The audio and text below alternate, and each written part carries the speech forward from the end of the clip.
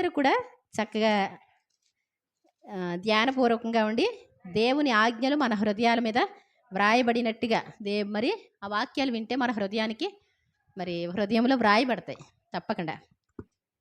దేవుడు ఈ ఆజ్ఞలనియు వివరించి చెప్పెను. నీ దేవుడనైనా యెహోవాను నేనే దాసుల గృహమైన ఐగుప్తు దేశంలో నుండి నిన్ను వెలుపలకి రప్పించి తిని, నేను తప్ప వేరొక దేవుడు నీకు ఉండకూడదు. పైన ఆకాశమందే గాని, క్రింది భూమి అందే గాని, భూమి క్రింద నేల అందే గాని యుండు దేని రూపమునైనను విగ్రహమునైనను నీవు చేసుకొనకూడదు. వాటికి సాగిలపడకూడదు, వాటిని పూజింపకూడదు.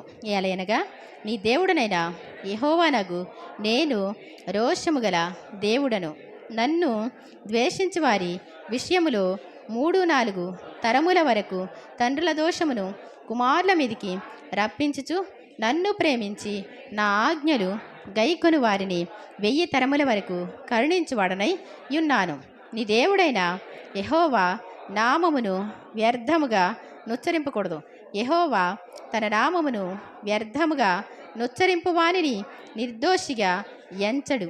విశ్రాంతి దినమును పరిశుద్ధముగా ఆచరించుటకు జ్ఞాపకముంచుకొనుము. 6 దినములు నీవు కష్టపడి నీ పని అంతయు చేయవలెను. 7వ దినము నీ దేవుడైన యెహోవాకు విశ్రాంతి దినము. దానిలో నీవైనను, నీ కుమారుడైనను, నీ కుమార్తె అయినను, నీ దాసుడైనను, నీ దాసి అయినను, నీ పశువైనను, నీ ఇండ్లలోనున్న పరదేశి అయినను ఏ పనియు చేయకూడదు. 6 దినములలో యెహోవా ఆకాశమును, భూమియు, సముద్రమును, వాటిలోని సమస్తమును సృజించి 7వ దినమున విశ్రమించెను. అందుచేత యెహోవా విశ్రాంతి దినమును ఆశీర్వదించి దాని పరిశుద్ధపరచెను. నీ దేవుడైన యెహోవా నీకనుగ్రహించు దేశములో నీవు దీర్ఘాయుష్మంతుడు అన్నట్లు నీ తండ్రిని నీ తల్లిని సన్మానించుము. నరహత్య చేయకూడదు, వ్యభిచరింపకూడదు, దొంగిలకూడదు, నీ పొరుగువాని మీద అబద్ధ సాక్ష్యము పలుకకూడదు, నీ పొరుగువాని ఇల్లు ఆశింపకూడదు, నీ పొరుగువాని భార్యనైను, అతని దాసునైనను, అతని దాసినైనను, అతని ఎద్దునైనను, అతని గాడిదనైనను, నీ పొరుగువానిదగు దేనినైనను ఆశింపకూడదు అని చెప్పెను. ఆమేన్. ప్రేమాగలమా ప్రియ రక్షకుడా, ప్రభువా మమ్ము కనికరించి మేమి ఆజ్ఞల్ గైకొనుటకు మాయాత్మలను ప్రేరేపించు. ఆమేన్. అందరు కూర్చుందామండి. మరి వాక్యాన్ని మరి ఈరోజు ఏ రోజండి? యేసు ప్రభు లేచినటువంటి రోజు. అంటే మనకి లెక్క ప్రకారం అయితే సాయంకాలం 6 గంటల సమయం అవుతుంది. మరి మనకి మళ్ళీ సాయంత్రం కుదరదు కాబట్టి పగలే చేసేస్తాం అనమాట అండి. అందరూ దాన్ని ఏం చేస్తారంటే చూడడానికి వెళ్ళిన వాళ్ళు మరి రాత్రి వెళ్ళలేదు, ఉదయం వెళ్ళారు కాబట్టి వాళ్ళు ఆదివారం చేయడం ఆరంభమైంది. కాబట్టి మనం ఇంకా విశ్రాంతి దినం ముందుగానే చేస్తున్నాం. బహు సంతోషకరమైనటువంటి దినం. యేసు ప్రభు మరణాన్ని జయించి తిరిగి లేచినటువంటి దినము కదా. ఇది ఏంటి అంటే ఓన్లీ మనుషుల మధ్య జరిగేది మాత్రమే కాదు, దేవుళ్ళు అనబడేటువంటి వారు, మేము దేవుడు అనుకునేటువంటి వాళ్ళు, ఏమండి ఈ సృష్టి అంతా కలుగజేసినటువంటి దేవుడు నిరూపించుకున్నటువంటి రోజే ఈరోజు. దేవుని స్తోత్రం చెప్దాం. ఆయనే నిజమైన దేవుడు అని, ఆయన సర్వశక్తి కలిగినటువంటి దేవుడని. ఏమండి అంటే ఇలా చూస్తే మనకి అర్థమవుద్దంట. సృష్టి అంతా చూస్తే ఆకాశములు ఆయన మహిమను వివరిస్తున్నాయి, అంతరిక్షము ఆయన యొక్క మరి అద్భుతాలని చూపిస్తున్నాయని దేవుని వాక్యం సెలవిస్తుంది. అయితే ఇవన్నీ అంటండి చాలా స్వల్పాలని దేవుని వాక్యం సెలవిస్తూ ఉంది. ఆయన మన కోసం చేసినటువంటి చాలా పెద్దవి ఉంటాయి అంటండి. అంటే ఇంత చిన్న మనుషులకి అంత పెద్దవి అంటే ఇప్పుడు అందం అండి మనకి. అర్థమవుతుందండి ఆయన చేసినటువంటి గొప్ప కార్యాలు. ఒక చిన్న వాక్యం, అది నాకు ఎప్పుడు నచ్చేటువంటి వాక్యం చదివి ఆ తర్వాత కొంచెం చూద్దామండి. యోబు గ్రంథము 26వ అధ్యాయము 13వ వచనం. యోబు గ్రంథం 26వ అధ్యాయము 13వ వచనమండి. ఆయన ఊపిరి విడువగా ఆకాశ విశాలములకు, దేవుని స్తోత్రం చెప్దాం. ఆయన ఊపిరి విడిస్తే మనం ఎంత తయారు చేసినా ఏమవ్వండి. ఏమండి, అన్ని పువ్వులు పూయాలన్నా, కాయలు కాయాలన్నా, మనుషులందరూ సంతోషంగా ఉండాలన్నా ఆయన చేస్తేనంటే ఏం చేస్తే మన ఊపిరి ఏంటండి? మన ఊపిరి విడిస్తే కార్బన్ డైఆక్సైడ్ వస్తుంది కదా. కానీ ఆయన ఊపిరి విడువగా సమస్త, ఏమండి, ఆకాశ విశాలములకు, దేవుని స్తోత్రం, అంతా ఇలా ఊపిరి విడిస్తే మళ్ళీ ఆయన ఊపిరి తీసుకున్నా అది అందమే. ప్రతీది కూడా అందమే. తర్వాతది ఆయన హస్తము, దేవుని స్తోత్రం చెప్దాం. ఇదేనండి బైబిల్ అంతటికి ఒక మహా గొప్ప మాట. ఆయన హస్తము అంటే ఎవరు? ఆయన హస్తం అంటే ఎవరు? యేసు ప్రభు వారు. దేవుని స్తోత్రం చెప్దాం. యెహోవా బాహు, ఏమండి, ఆయన ఆశ్చర్యపడ్డాను, సహాయం చేయవాడు ఎవడు లేడు, నేనే మరి చాలా ఆశ్చర్యపడ్డాను అంటే ఆయన బాహువే ఆయనకి సహాయం చేసిందంట. దేవుని స్తోత్రం చెప్దాం. ఆయన బాహు అంటే ఎవరు? ఏమండి, ఆయన బాహు అంటే యేసు ప్రభువారే. ఆయన బాహువునే పంపించారని ఉంటుంది పాత నిబంధనలు ఎక్కడ ఉన్నారు. కాబట్టి యేసు ప్రభువారు ఆయన బాహు. ఆయన బాహు ఏం చేసిందంట? బాహు అన్న హస్తం అన్న ఒకటే. పారిపోవచ్చున్న ఏంటంటండి? పారిపోతుందంటండి సర్పం. అది ఏంటి అంటే మహాఘట సర్పం, ఆది ఘట సర్పం. నార్మల్ కదండి, ఈ భూమికే అధిపతిగా ఏలుబడి చేసేటువంటి మహాఘట సర్పం. అదేంటి అంటే లూసిఫర్. ఏమండి, ఒక ముక్కలో చెప్పాలంటే లూసిఫర్. లూసిఫర్ అంటే సాతాను యొక్క పెద్ద సాతాను అనమాట. అర్థమవుతుందా? కాబట్టి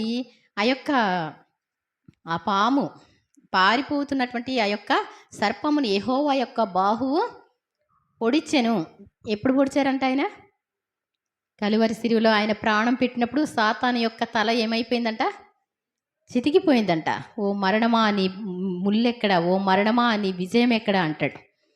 భూలోకాన్ని అంతటినీ కూడా ఇష్టం వచ్చినట్టు ఆట ఆడేదనమాట అండి. యేసు ప్రభు వారు చనిపోయిన తర్వాత దాని తల చితికిపోయిందంటండి. కానీ ఆ తోకలో ఉన్నటువంటి శక్తితో ఏం చేస్తుందంటండి?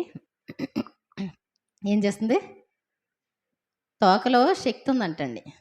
ఏమండి, చచ్చిపోయిన పాముకి ఎవరైనా భయపడతారా? జస్ట్ తోక కదుపుతూ ఉంటే ఇంకొంచెం తలకాయ మీద పొడిస్తే ఆ తోకది కూడా చస్తుందిలే అనేసి తలకాయ మీదే పొడిస్తాం, తోక మీద కొట్టాం. తలకాయలోనే ఇంకా కొంచెం రవ్వంత జీవం ఉంటే కనుక అదేం చేస్తుంది? తోక ఊపుతూ ఉంటుంది అని చెప్పి. ఈ తోకలో ఉన్నటువంటి శక్తితో ఇదేం చేస్తుందంట? ఏమండి, తోకలో ఉన్న శక్తి ఏం చేస్తుందో తెలుసా సాతాను? చెప్పండి, తెలిసిన వాడు. ఆకాశ నక్షత్రాలు అంటే దేవుని భక్తులను నేల మీద పడేస్తుందంట. అర్థమవుతుందండి? ఏం చేస్తుంది? యేసు ప్రభు వారు కలువరి శిలువలో ప్రాణం పెడితే దాని తల ఉంటే ఇంకెలా ఉంటుందండి? ప్రతి ఒక్కళ్ళు దాని కోరలకు చిక్కని వాళ్ళు అంటూ ఎవ్వరు ఉండేవాళ్ళు కాదు. ప్రతి ఒక్కరు ప్రతి పాపంలో పడడమేనండి. ప్రతి వారు కూడా తమ మార్గాలు చెరిపివేసుకున్నారు. చెరిపివేసుకోవడం అంటే ఇంకా సాతానుగాడు తన ఇష్టాలన్నీ కూడా అందరి ముందు పెడితే ఏం చేస్తారు? అందరూ కూడా చక్కగా దాని నోట్లోకి వెళ్ళిపోతూ ఉంటారు. మీరు అక్కడక్కడ ఎగ్జిబిషన్లు ఏమన్నా పెట్టినప్పుడు చూస్తూనే ఉంటారు కదా, అలాగా పెద్ద మొసలి నోరు తెరిచినట్టు, ఏమంటే పాము నోరు తెరిచినట్టు పెద్దది పెడతారు. అందులోకి వీళ్ళందరూ పెడతా ఉంటారు. దాని ద్వారబంధం ఆ విధంగా పెడతారు అన్నమాట. అర్థమవుతుందండి? సిగ్నల్స్ అవన్నీ కూడా. కాబట్టి ఈ యొక్క మహాసర్పాన్ని యెహోవా యొక్క బాహువు పొడిచెను. చాలా జాగ్రత్త. యేసు ప్రభువారు మరణాన్ని జయించి తిరిగి లేచినటువంటి దేవుడు. అది నమ్మినటువంటి వాళ్ళకి నిత్య జీవం ఉంటుంది. నమ్మకపోతే నమ్మకపోతే బలం ఉంటుందా? నమ్మని వాడికి ఏమీ కూడా బలం ఉండదు. ఈ మధ్య రకరకాల మాటలు వింటూ ఉంటున్నాం. ఏంటంటండి, పాపం మంచి మంచి సేవకులే వస్తున్నారు దేవుని సేవ చేద్దామని. సేవ చేద్దామని వచ్చిన తర్వాత వాళ్ళు మరి అక్రమ సంబంధాలతో వాళ్ళే ఊరి పెట్టుకొని చనిపోవడం ఇవన్నీ వింటున్నా నేను. ఎందుకని అంటే వాళ్ళకి దేవుడంటే ఆసక్తి లేదు. దేవుని యొక్క శిలువ మీద ఆసక్తి లేదు. ఆయన మరణాన్ని జయించి తిరిగి లేచినటువంటి వాడని ఆయన వైపు చూడడం లేదు కాబట్టే వాళ్ళు అలా అవుతున్నారని నేను చెప్పగలను. దేవుని స్తోత్రం చెప్దాం. అర్థమవుతుందండి? సాతానుగాడికి ఏ బలం ఉండదు, వాడేం చేయలేడు. నీ ఇష్టం లేకుండా నీవు వాడికి సహకరించకుండా, ఏమండి వాడు ఏమన్నా చేయగలరా? ఏం చేయాలి? వాడు జస్ట్ ప్రేరేపిస్తాడు అంతే. నీతో ఏమంటాడు? ఇలా చేయవా, ఇలా చేయవా అంటే ఏంటి అంతకంటే ఎక్కువగా ఒకసారి చేసేసి అలా మనసు రాగానే మళ్ళీ చేసేస్తూ ఉంటారు. ఆ మనసుతో పోరాడడం అనేటువంటిది మనిషికి లేదు కదా. యేసుప్రభువారు గెత్సెమనే తోటలో ఎంతో వేదనతో పోరాడి, ఏమండి ఆ యొక్క పాపము నుండి రక్తము కారునంతగా పోరాడి మనల్ని విడిపించారు. దేవుని స్తోత్రం చెప్దాం. పారిపోవచ్చున్న మహాసర్పాన్ని యెహోవా యొక్క బాహువు పొడిచెను. ఈరోజు ఆయన మరణించి తిరిగి లేచినటువంటి రోజు. మామూలు రోజుల్లోనైతే ఒకవేళ లేఖనాలను బట్టి చెప్పమంటే చెప్పొచ్చండి. ఈరోజు మనకి ఆ లెక్కలు వద్దు, కానీ ఈరోజు లేచిన రోజుగా, పవిత్రమైన రోజుగా, పరిశుద్ధమైనటువంటి రోజుగా, పునరుత్థానం పొందినటువంటి రోజుగా మరి ఈరోజు మనం వచ్చామండి. దేవుడు పునరుత్థానుడు అయ్యాడు, జయం వచ్చింది. మనకేంటి లాభం? మనకేంటండి లాభం? మనకు కూడా జయం వచ్చింది. దేవుని స్తోత్రం చెప్దాం. ఏమండి మీ అబ్బాయి 10th పాస్ అయ్యాడు అనుకోండి, ఏమండి అంతకంటే ఎక్కువ అంటారా ఇది? మీ అబ్బాయి 10th పాస్ అయితే భోజనాలు ప్రార్థన పెట్టేస్తారు కదా. 10th పాస్ అయితే బజార్ అంతా పరుగులు తీస్తా, మొత్తం స్వీట్ బాక్స్ నీ చేతిలోనే ఉంటుంది, బజార్లు తిరిగేస్తూ ఉంటారు. మరి యేసు ప్రభు మరణించి తిరిగి లేచాడంటే ఉత్సాహం ఉందా అండి? అసలు ఈ రోజు అంటే ఎంత అద్భుతమైన రోజు మన జీవితంలో. ఒక క్రైస్తవ జీవితం జీవించేటువంటి వాళ్ళ జీవితంలో విజయం వచ్చినటువంటి రోజు.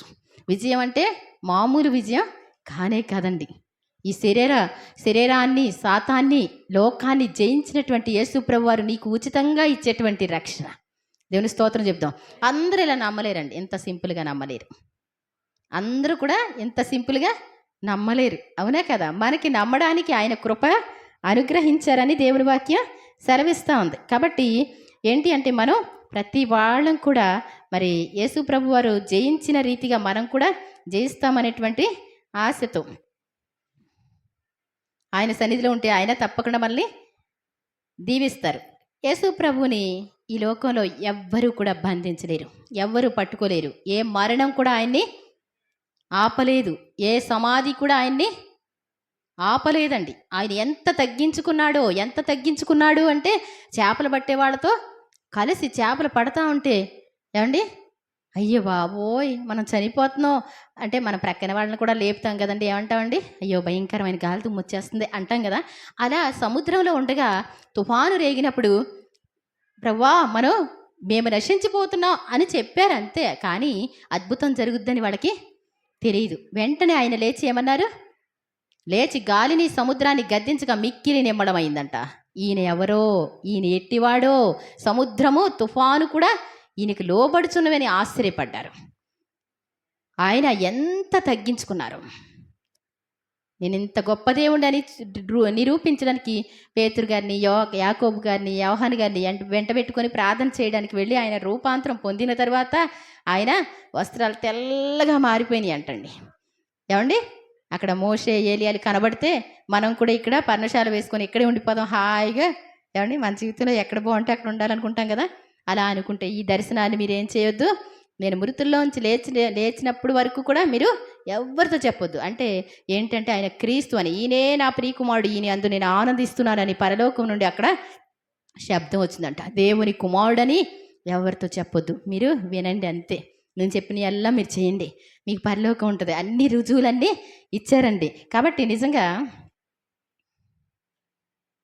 చూడండి, యేసుప్రభువారు చనిపోయినటువంటి తర్వాత ఒక చిన్న మాట, నేను అయ్యగారికి సమయం ఇచ్చేస్తా, నేను ఏం చెప్పట్లేదండి, జస్ట్ 2 ముక్కలు ఆయన వచ్చే వరకు కొంచెం చెప్దామని.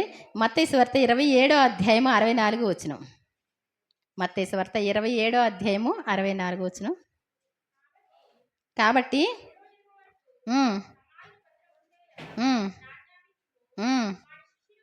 ఇంకొంచెం జస్ట్ ఏమనుకోవద్దు, ఒకసారి 63వ వచనం కూడా అదే ఒక వచ్చిన ముందు.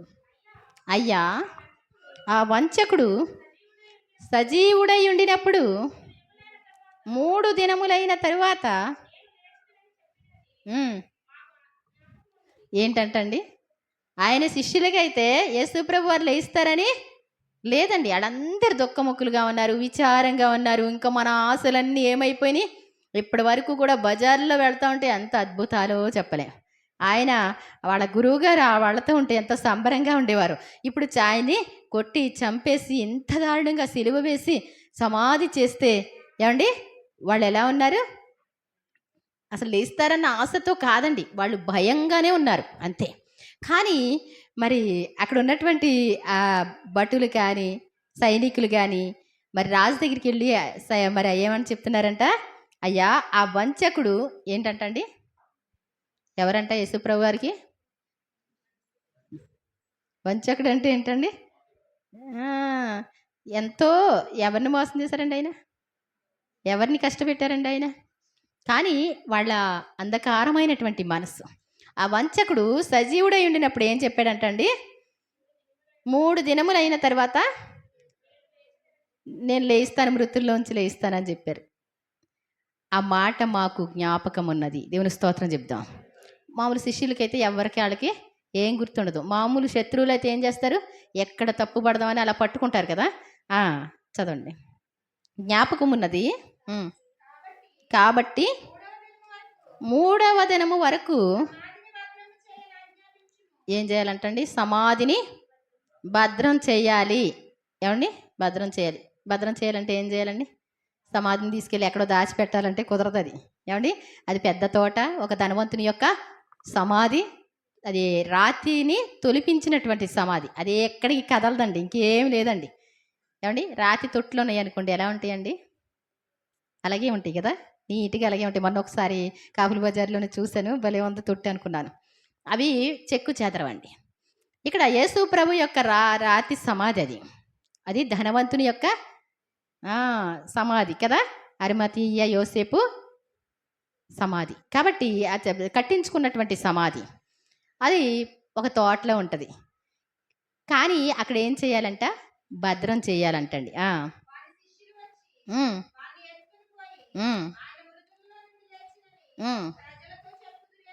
అసలు ఆయన శిష్యులకి ఎంత జ్ఞానం అనేటువంటిది ఆ టైంలో లేదండి. అర్థమవుతుందండి. ఆయన లేచిపోతాడు, ఆయన లేస్తాడు. ఇంత దెబ్బలు తిన్నా, ఇంత శ్రమ పడినా, ఇలా చనిపోయినా మా వీరుడు, మా శూరుడు, మా గురువు గారు అంటే లేస్తాడు. చూడండి, అసలు చూడండి, ఏంటనుకుంటున్నారు అసలు లెక్క అన్నారండి. ఒక్కళ్ళు కూడా కనపడలేదండి. ఏమండి, మరియా, మరి మగ్దలేన మరియా, అక్కడ ఉన్నటువంటి స్త్రీలు యోహన్న, సూసన్న, వీళ్ళందరూ ఏం చేశారు? యేసుప్రభు లేచిపోయి ఉంటాడు, మనం కలుసుకుందాం అని వెళ్ళారండి. ఏమని వెళ్ళారంట? ఏమండి, సమాధిలో ఉన్నటువంటి యేసుప్రభు వారి శవానికి ఇవన్నీ సుగంధ ద్రవ్యాలు పూద్దామని వెళ్ళారు. అంతేగాని లేస్తాడని వాళ్ళెవ్వరికీ మైండ్లో ఎక్కడ చూసినప్పటికీ కూడా మీరు మరి చివరి గడియలు ఆయనకి ఆసన్నమైనప్పుడు మరి మనిషి కుమారుడు పాపుల చేతికి అప్పగింపబడతాడు, వారు ఆయన్ను మరి కొట్టి మరి హింసించి మరణానికి అప్పగిస్తారు. ఆయన మరణించి 3వ దినమున తిరిగి లేస్తారు. ఇలా చెప్తానే ఉంటారు లేఖనాలు. క్రీస్తు మరణించి తిరిగి లేవడం అగత్యం అని చెప్తూ ఉంటారు. అయినప్పటికీ కూడా ఆ లేఖనాలు అనేటువంటి వాళ్ళ మనసుకి పట్టలేదు. కానీ ఎవరికి పట్టినాయి అంట?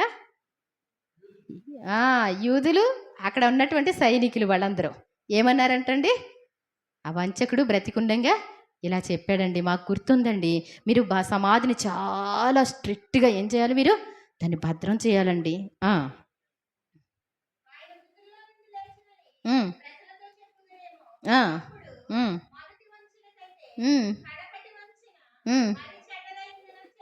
ఏంటంటే మొదటి వంచన ఏంటి? ఆయన యూదుల రాజు అంట, ఆయన దేవుని కుమారుడంట, ఏమండి, ఆయనే క్రీస్తు అంట. అయ్యి బాబో, ఇవన్నిటినీ వినలేకపోతున్నాం. ఇప్పుడు అసలు ఇప్పుడే అందరూ కూడా ఆయన వెంబడిస్తూ ఉన్నారు. ఏమండి, ప్రధాన యాజకులు పెద్దలతో ఎవరన్నా ఉన్నారా? అక్కడ మందిరాల్లో ఎవరు ఉండట్లేదండి. ఎక్కడ సముద్ర తీరాన ప్రార్థన పెట్టినా ఎక్కడ అంటే అక్కడికి అందరూ కూడా ఆయన వెంబడించడానికి బయలుదేరి వెళ్ళిపోతా ఉన్నారు. ఇప్పుడు ఏమవుద్దంట, చనిపోయి తిరిగి లేచారని చెప్తే ఇంకా ఎక్కువైపోతారేమో జనం. వాళ్ళు భయపడేది ఏంటండి? కరెక్టేనా? కరెక్టే. అవునా కదా? ఆ! మొదటి వంచన కంటే తర్వాత, తర్వాత వంచన ఎలా ఉంటది? మరి చెడ్డదై ఉంటది. ఇంకా మనం ఆపలేము. ఈ జనాల్ని ఎవరిని కూడా ఆపలేం. ఈ సమాధిని భద్రం చేద్దామని భద్రం చేశారంటండి. ఆ! హ్మ్. హ్మ్. హ్మ్. హ్మ్. ఆ! హ్మ్. హ్మ్. హ్మ్. ఆ! ఏం చేశారంటంటే రాతికి ముద్ర వేసి, రాజముద్రలతో వేస్తే సమాధికి ఎవరైనా దాన్ని తీయడానికి అధికారం ఉంటదండి? ఉంటదా? అక్కడ అసలే కాపలా ఉన్నారు. ఎవ్వరిని రానివ్వట్లేదు. అక్కడ యేసు ప్రభువుకి సంబంధించినటువంటి వాళ్ళు అంటే ఎవరైనా చిన్న హెల్ప్ అయినా చేస్తారా? నీకెంత ఇష్టం ఉన్నప్పటికీ కూడా మగ్దలేన మరియకి ఎంతో ఇష్టం ఉందండి. ఈ సుగంధ ద్రవ్యాలన్నీ పూయాలనేసి కోరికుంది. కానీ ఆ రాయిని ఎవరు దొర్లిస్తారు అంటే అక్కడికి ఎళ్ళడమే కష్టమైన పరిస్థితి. ఎళ్తే ఆ యొక్క మరి ఆ యొక్క రాతి ఏవండీ ఆ గుహ దగ్గర ఉన్నటువంటి రాయిని పొర్లించడం అంటే ఎవరు ఒప్పుకోరు కూడా.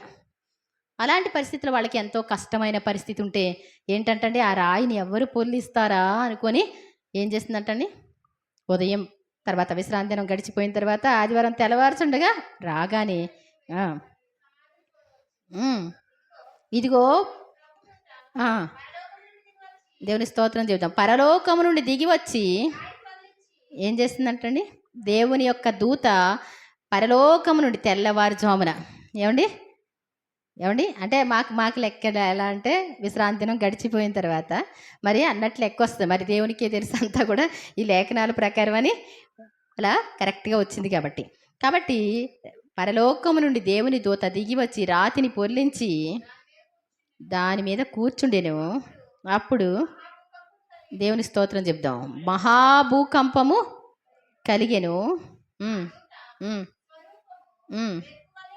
ఆ! అక్కడ చూడండి భూకంపం కలిగిందంటే, ఆ సమాధి దగ్గరే కలుగుద్దండి? కొంచెం చుట్టుప్రక్కల అందరికి తెలుస్తదా? ఏవండి? భూకంపం కలిగితే అక్కడ మాత్రం ఎళ్ళా అంటదా? లేతే అందరికి తెలుస్తదా? ఏంటోనమ్మో తెల్లవారుజామున ఏమైపోయింది. ఆ చిన్నిదొస్తేనే ఈ రోజున పెద్ద ఇష్యూగా మాట్లాడుకుంటా ఉన్నారు. యేసు ప్రభుది ప్రతి ఒక్కరికి సిగ్నల్స్ అందేస్తానే ఉన్నాయి ఎక్కడికెక్కడ. ఆయన లేచినటువంటి సమయం ఏవండి? అందరూ మేలుకున్న సమయం. అందరూ కూడా బయటకొచ్చినటువంటి సమయం. దేవుని స్తోత్రం చెప్దాం. ఆ! మహాభూకంపం చిన్న భూకంపం కాదండి. మహాభూకంపము కలిగెను. ఆ దూత స్వరూపము మెరుపు వలె ఉండెను. హ్మ్. అతని వస్త్రము హిమమంత తెల్లగా ఉండెను. హ్మ్. హ్మ్. ఏవండి? పాపం చాలా జాగ్రత్తగాని ఒరేయ్! ఎంత ఈ గేజ్ సరిపోద్ది అన్నిటికంటే హై గేజ్‌లు తయారు చేసి వేశారండి. ఏం చేశారు? గొలుసులతో ఆ యొక్క సమాధిని బంధించారు. అక్కడ ఉన్నటువంటి సైనికులందరూ కూడా నిద్రపోకుండా అందరూ కూడా మెలకువగానే ఉన్నారంట. ఒకవేళ ఎందుకని ఉన్నారలా? ఏవండి? వాళ్ళ మనసులో ఉన్నటువంటి అభిప్రాయం ఏంటి? ఈ వంచకుడిని ఎత్తుకుపోయి మళ్ళీ ఏమంటారంట? లేచిపోయాడని చెప్తారేమో! వాళ్ళకి కూడా ఉందండి మనసులో. అందుకోసం ఆ సైనికులందరూ కూడా ఏం చేస్తున్నారు? చూస్తా ఉన్నారు. చూస్తా ఉన్నారు. చూస్తా ఉంటే ఏమైందండి? ఒక్క మెరుపు మెరిస్తే ఏమవుద్దండి? ఒక్కసారి పెళపెళ అంటే ఎలా ఉంటది? భూకంపం అంటే ఎలా ఉంటదండి? అందరూ కూడా చచ్చిన వారిలా పడ్డారంటండి. వెంటనే సంఖ్యలేమైపోయినాయి పట్ పట్మని మొత్తం ఎక్కడికక్కడ తెగిపోయినాయండి. రాయి ధర ధన ధన ధన అది ఏమైపోయింది? దొర్లి వెళ్ళిపోయింది. దేవుని స్తోత్రం చెప్దాం. దేవుని స్తోత్రం. హల్లెలూయా! మరి చదవండి నాయన. హ్మ్. హ్మ్. మీరు భయపడకుడి. హ్మ్. ఆ! ఎందుకొచ్చారో నాకు తెలుసు. సిలువ వేయబడినటువంటి యేసును మీరు వెదకుచున్నారని నాకు తెలియను. ఆయన ఇక్కడ లేడు. తాను చెప్పినట్లే ఆయన లేచి ఉన్నాడు. రండి.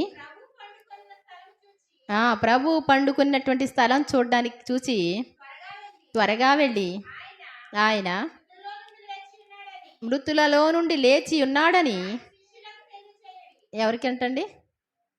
అదే గనక వాళ్ళు కూడా ఓపికతో ఉంటే, ధైర్యం ఉంటే ఏవండీ ఏం చేస్తారు? అసలు ఏమవుద్దో, ఎలా ఉంటదో అని చెప్పి ఆ దగ్గరలో కన్నా వచ్చుంటారు కదండీ! అవునా కదా? మీరేం చేయాలి? ఆ స్త్రీలకి కనబడి ఏమని చెప్తున్నారు? ఆయన మృతుల్లో ఉంచి లేచనని ఈ స్థలం చూడండి. ఎలా అంటండి? అది ఎలా ఉంది అంటే, ఒక పట్టుగూడు ఉందనుకోండి సపోజు. ఆ పట్టుగూడు అది దాన్నేం చేస్తారు అంటే, అది బయటికి రాకముందే దాన్ని వేడి నీళ్ళే ఏస్తారంటండి. ఎందుకు అంటే, అది దాని టైం వచ్చినప్పుడు అక్కడ కన్నం పెట్టుకొని వచ్చేస్తే ఆ దారమంతా ముక్కలైపోద్ది. అర్థమవుతుందండి? నేను చెప్పేది అర్థమవుతుందా? ఆ గూడు ఏవండి? ఆ పట్టుగూడుని ఏం చేస్తారు? అన్ని వేడి నీళ్ళలో ఏస్తారు. అప్పుడు దారమంతా నీట్‌గా వస్తాయి. ఇక్కడ యేసు ప్రభువారు ఎలా ఉన్నారు అంటే, ఎవరో కట్ చేసి బయటికి తీసినట్టు ఏమి లేదండి. ఎలా చుట్టారో, ఎలా పడుకోబెట్టారో అలాగే ఉందంటండి. చుట్టినటువంటి ఆ యొక్క వస్త్రం అంతా అలా ఉంది. కానీ యేసు ప్రభువారు అందులో ఎంత పట్టి చూసినప్పటికీ కూడా ఎక్కడ ఓపెన్ చేసి ఆ తలపాగ మాత్రం పక్కన పెట్టడం జరిగింది ఆయన. అంతే, మిగిలిందంతా కూడా ఎలా చుట్టారో అలాగే ఉంది. ఆయన శరీరం మాత్రం ఏమైపోయింది? బయటకొచ్చేసింది. దేవుని స్తోత్రం చెప్దాం. ఆ!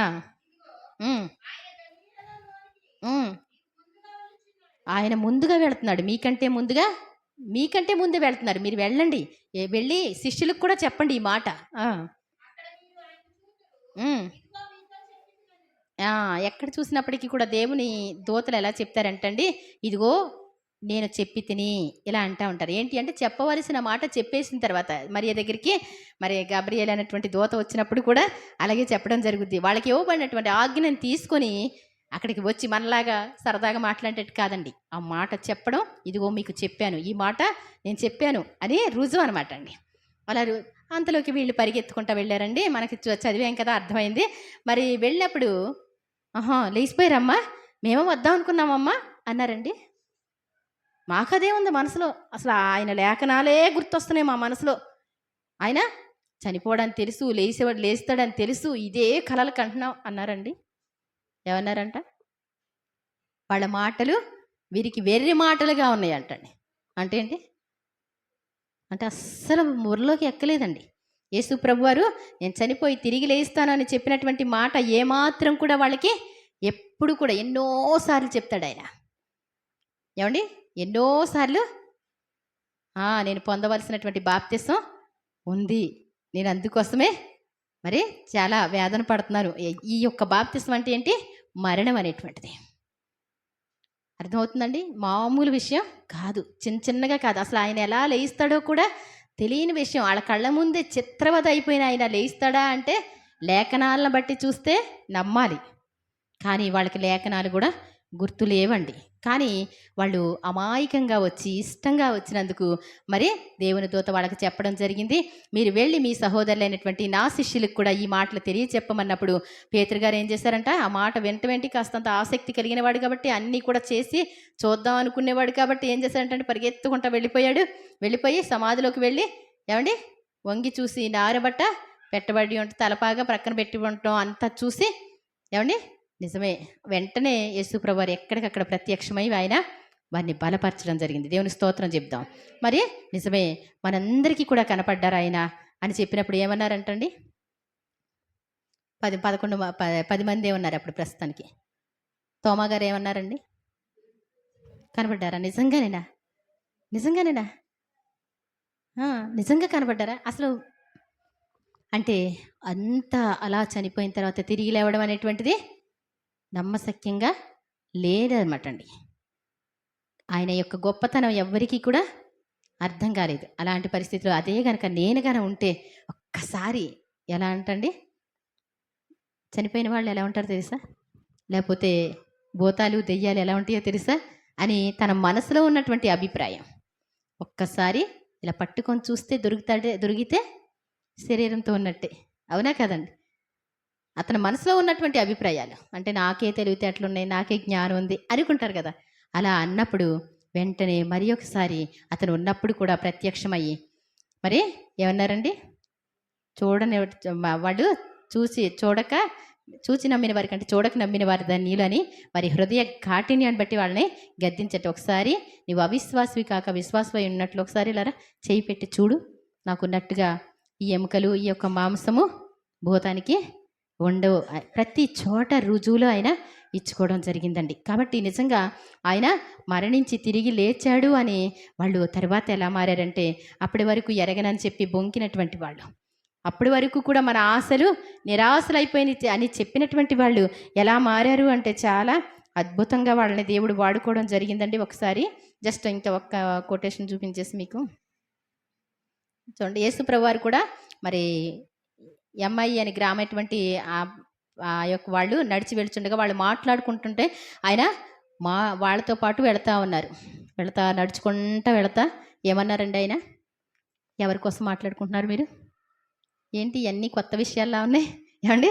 యెరూషలేములో ఉంటూ ఏమండి ఇవన్నీ విషయాలు నీకు తెలీదా? ఎంత దారుణమైనటువంటి పరిస్థితి. ఒక చిన్న మర్డర్ జరిగితేనో, హత్య జరిగితేనో అది యూట్యూబ్లో కూడా మొత్తం ఏమవుద్దండి, వైరల్ అయిపోతూ ఉంటుంది. అందరూ చూస్తూనే ఉంటారు కదా. కానీ యెరూషలేము అంతా కూడా వాళ్ళ ఇంట్లో ఎవరూ లేరు. అందరూ కూడా ఆ యొక్క యేసు ప్రభువుని హింసించడానికి, మరి ఆయన వెంబడించడానికి బయలుదేరిన వాళ్ళు కొందరు, హింసించడానికి చూడడానికి బయలుదేరిన వాళ్ళు కొందరు ఆ విషయాలే మాట్లాడుతూ ఉన్నారు. ఇంకే విషయాలు మాట్లాడలే. కానీ యేసు ప్రభు వారు వాళ్ళకి దగ్గరగా నడుస్తా, మీరు మాట్లాడుతున్నటువంటి విషయాలు ఎవరి గురించినవి అని అడిగినప్పుడు యేసు ప్రభు వారు వాళ్ళు ఏమన్నారు? ఆయన నీవు యెరూషలేములో ఉండి నీవు ఒక్కడికే తెలియట్లేదా? ఇప్పటి వరకు జరిగినటువంటి విషయాలు, ఆయన శక్తిగల ప్రవక్త అని నమ్మి ఉన్నాము, ఆయనే క్రీస్తు అని కూడా మేము విశ్వసించాం అని చెప్పినప్పుడు ఆయన చెప్పినటువంటి మాట చూడండి ఒకసారి. 9వ వచనం, యోహాను సువార్త 20వ అధ్యాయం 9వ వచనం.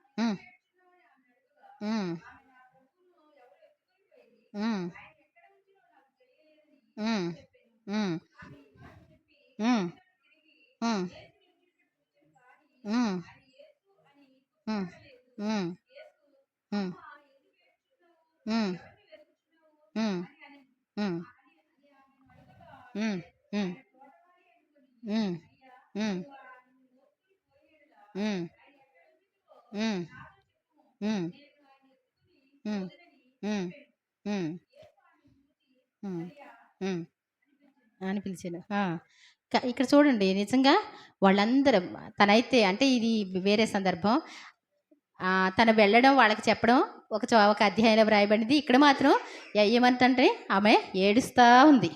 యేసు ప్రభువారు వచ్చి, ఏమండి అమ్మా ఎందుకు ఏడుస్తున్నావు అన్నప్పుడు ఏమందండి ఆవిడ?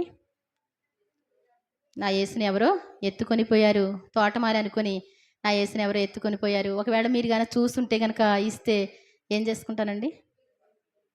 ఏం చేస్తాంటండి? ఏం చేసుకుంటుంది ఇంటికి తీసుకెళ్ళి? ఏమండి? అమాయకమైనటువంటి మనస్సు. దేవుని స్తోత్రం చెప్దాం. ఆయన్ని అసలు యేసుప్రభుని ఒప్పుకుంటేనే కుదరని పరిస్థితులు. ఏమండి? ఆయన లేస్తాడని అంత అవగాహన లేదు. కానీ ఆయన దొరికితే చాలు, ఆయన శవమైనా దొరికితే చాలు అనుకుంటే యేసుప్రభు వారు ఏమన్నారు? మరియా అని పిలవగానే తన హృదయం తెరవబడింది. వెంటనే యేసుప్రభు అని గుర్తించింది. రబ్బుని అంటే ఇంకా ఎక్కడ లేని సంతోషం కదండి. అయితే నన్ను ముట్టుకోవద్దు, నేను ఇంకా పరలోకానికి ఎక్కి వెళ్ళలేదు.